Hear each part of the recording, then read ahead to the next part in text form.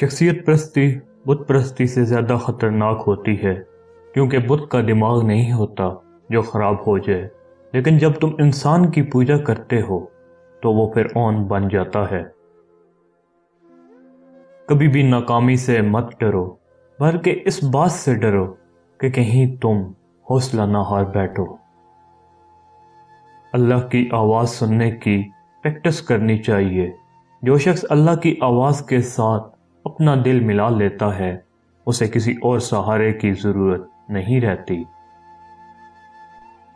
ہم خود کو ہی سنوار لیں، سدھار لیں، معاشرے پہ ہمارا یہی احسان کافی ہوگا۔ خوف خدا ایک ایسا چراغ ہے جس کی روشنی میں نیکی اور برائی صاف نظر آتی ہے۔ اکثر لوگوں کے جب مطلب ختم ہو جاتے ہیں تو ان کا ضمیر جاگ جاتا ہے۔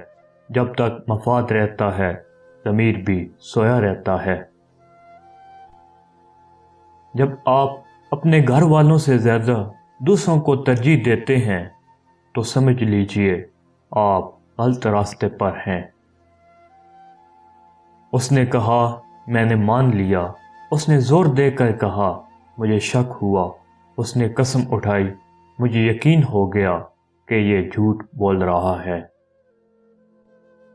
ہماری زندگی میں وہ شخص سب سے بہترین ہوتا ہے جو ہمیں اس وقت بھی سمجھتا ہے جب ہم خود بھی اپنے آپ کو نہیں سمجھ پاتے۔ خیال میں بڑی طاقت ہوتی ہے۔ خیال اگر تعمیری ہو تو انسان کامیابیوں کی بلندیوں تک پہنچ سکتا ہے۔